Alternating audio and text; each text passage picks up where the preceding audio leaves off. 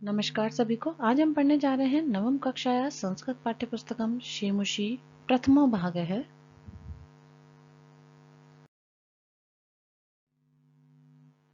कक्षा 9 की शेमुषी प्रथमो भाग का पाठ संख्या 12 अर्थात द्वादश पाठ है। वांग मन है प्राण स्वरूपम अर्थात वाणी मन और प्राण का स्वरूप। तो इस पाठ में हम वाणी मन और प्राण का स्वरूप जानेंगे। तो इस वीडियो के माध्यम से हम इस पाठ का हिंदी अनुवाद देखेंगे। आइए तो सबसे पहले हम पाठ का सार समझते हैं। प्रस्तुतो अयं पाठः छान्दोग्य उपनिषदः षष्ठ अध्यायस्य पंचमं खण्डात् समृद्धो अस्ति। पाठ्यांशे मनोविषयकं प्राणविषयकं वाणविषयकं रोचकं तथ्यं प्रकाशितम् अस्ति। अत्र उपनिषदि वर्णित गुह्यतत्त्वानां सारल्येन अवबोधनार्थम् आरुणि श्वेकेतु संवाद माध्यमेन वाङ्मय प्राणानां परिचर्चा कृता अस्ति। ऋषिकुल परंपराया ज्ञान प्राप्ते त्रीणि साधनानि सन्ति। त्रेषु परिप्रश्नोऽपि एककम् अन्यतम साधनम् अस्ति। अत्र गुरुसेवन पटु शिष्य वाङ्मय प्राणविषयकानां प्रश्नानां पृच्छति आश्चर्येण तेषां प्रश्नानां आचार्यस्य तेषां प्रश्नानां समाधानं करोति। अर्थात यह जो पाठ है वो छांदोग्य उपनिषद से लिया गया है। षष्ठ अध्याय के पंचम खंड से लिया गया है। इसमें मन वाणी और प्राण के विषय में रोचक तथ्य प्रकाशित किए गए हैं। आरुणि और श्वेकेतु, आरुणि गुरु हैं और श्वेकेतु उनका शिष्य है। वो आपस में संवाद करते हैं और वाणी मन और प्राण के बारे में चर्चा करते हैं। और इसी प्रकार इनका उनके वार्तालाप के माध्यम से कुछ प्रश्नों के उत्तर के माध्यम से वाणी मन और प्राण के स्वरूप का ज्ञान हमें इस पाठ में प्राप्त होता है। यह पाठ छांदोग्य उपनिषद के छठे अध्याय के 5वें खंड से उद्धृत है। इसमें एक रोचक विवरण प्रस्तुत किया गया है। श्वेकेतु आचार्य आरुणि से प्रश्न करता है कि मन क्या है। आचार्य उसे बताते हैं कि खाए गए अन्न को जो सर्वाधिक लघु अंश होता है वह मन है। श्वेकेतु पुनः प्रश्न करता है कि प्राण क्या है। आचार्य उसे बताते हैं कि पान किए गए जल का जो सर्वाधिक लघु अंश होता है वह प्राण है। श्वेकेतु तीसरा प्रश्न करता है कि वाणी क्या है। आचार्य उसे बताते हैं कि खाए गए तेज का सर्वाधिक लघु अंश वाणी है। आचार्य श्वेकेतु को दृष्टांत के द्वारा समझाते हैं कि जिस प्रकार दही को मथने पर घी निकलता है उसी प्रकार खाए गए अन्न का जो लघुतम अंश ऊपर आ जाता है वही मन है। इस प्रकार वे प्राण और वाणी का रहस्य भी बताते हैं। अंत में आचार्य कामना करते हैं कि हम दोनों का पढ़ा हुआ पाठ और ज्ञान तेजस्वी हो।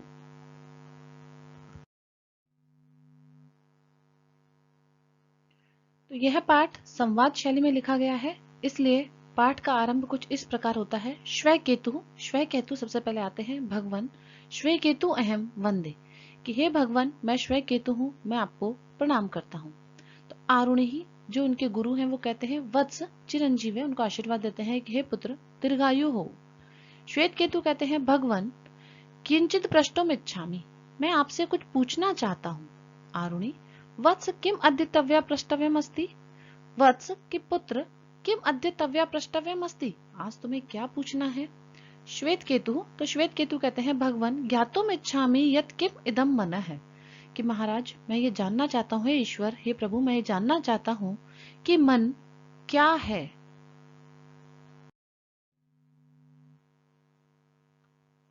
आरुणि ही जो उनके गुरु हैं आरुणि कहते हैं वत्स अशितान्यस्य यो अनिष्ट है तत् मन है, कि पुत्र खाए हुए अन्न का जो अनिष्ट है सबसे लघु पदार्थ है, सबसे लघु जो हिस्सा है वह मन है। श्वेकेतु कश्य प्राण है, प्राण क्या है। तो आरुणि कहते हैं पीता नाम आप है, पिए गए जल का ये अनिष्ट है सह प्राण है, पिए गए जल का जो सबसे लघु भाग है लघु अंश है वह प्राण है। श्वेत केतु कहते हैं भगवान का यम वाक्य, कि हे महाराज वाणी क्या है। तो श्वेत केतु के पूछे जाने पर कि वाणी क्या है, आरुणि जवाब देते हैं कि वत्स अशितस्य तेजसा यो अनिष्ट है स वाक्य, कि पुत्र खाए हुए तेज का जो सबसे लघु अंश है वह वाणी है। सौम्य मन है, अन्नमय प्राण है। तो समझाते हैं कि हे बच्चे सौम्य मन है अन्नमय, मन जो है वह अन्नमय है अर्थात अन्न से बनता है उसका लघु भाग है। प्राण है आपोमय है, प्राण जो है वो जलमय है। तो वाक्य चाहे तेजोमयी और वाणी जो है वो तेजोमयी है। इत्यप्य अवधार्यम, ऐसा ही जानना चाहिए। तो श्वेत केतु कहते हैं भगवान भूयम एवं मां विज्ञापित, कि हे प्रभु, हे भगवान, आप मुझे ये भूय है पुनः समझाइए। तो आरुणि कहते हैं सौम्य सावधानम शृणु, कि ध्यान पूर्वक सुनो। मध्यमाना ददनस्य यो अणिमा स ऊर्ध्वम समुदिशरति तत्सर्पी भवति, कि मथे जाते हुए ददने दही का जो अणिमा, जो लघु भाग जो होता है, ऊर्ध्वम समुद्रशति, जो ऊपर की ओर आ जाता है, तत्सर्पी भवति, वह घी होता है। तब श्वेत केतु कहते हैं भगवान भवता घृतोत्पत्ति रहस्यम व्याख्यातम, कि प्रभु आपने तो मुझे घी के रहस्य की व्याख्या कर दी कि घी कैसे उत्पन्न होता है। भूयम अपि श्रोतुम इच्छामि, अब तो मैं पुनः सुनना चाहता हूँ। तो आरुणि कहते हैं एवं एव सौम्य, हाँ सौम्य, इसी प्रकार। अशा अन्यस्य अन्यस्य अणिमा स ऊर्ध्वम समुदिशरति, कि इसी प्रकार खाए जाते हुए अन्न का जो सर्वाधिक लघु अंश होता है वह ऊपर उठता है। तत्मनो, वह मन होता है। अवगतम नैवा, तुम समझे या नहीं, कि हम जो भोजन आदि करते हैं उसका सबसे लघु अंश जो ऊपर की ओर आता है वह मन होता है। अब तो तुम समझ गए होंगे।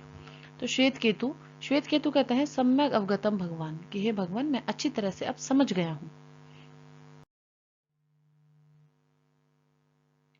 आरुणि ही, तब आरुणि कहते हैं वत्स पीयमानाम अपाम यो अणिवा स ऊर्ध्वम उदृशति सह एव प्राणो भवति, कि पुत्र पिए जाते हुए जल का जो सर्वाधिक लघु अंश ऊपर की ओर उठता है वह प्राण होता है। श्वेत केतु भगवान वाचम अपि विज्ञापितुम, अब आप मुझे वाणी के विषय में भी बता दें।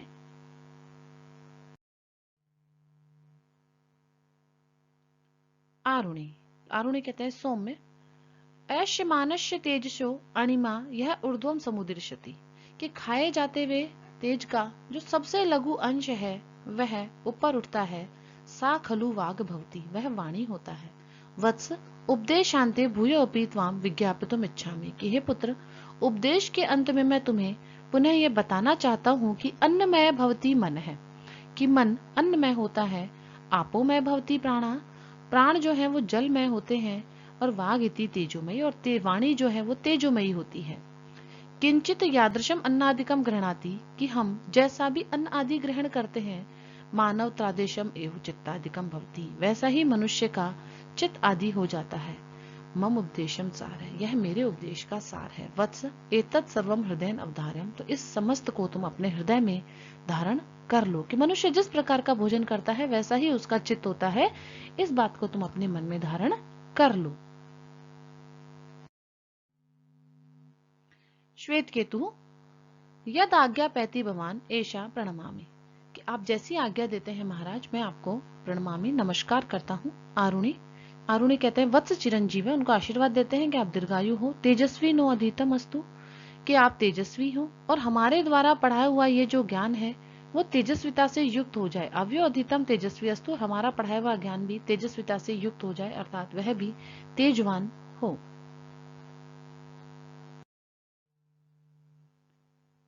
पाठ में आए कुछ कठिन शब्द इस प्रकार हैं। प्रष्टुम, प्रश्नम कर्तुम, प्रश्न करने या पूछने के लिए। प्रष्टव्यम, प्रष्टुम योग्य, पूछने योग्य।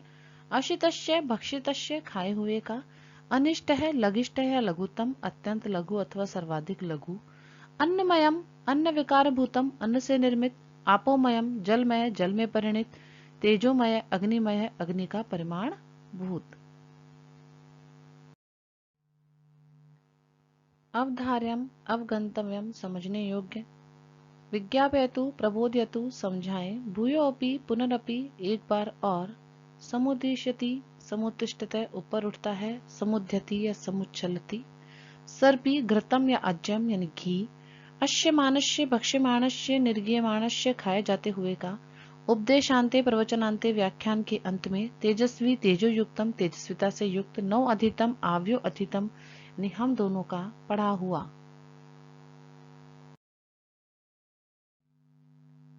धन्यवाद है। इसी के साथ इस पाठ का अनुवाद यहाँ समाप्त होता है। नमो नमः।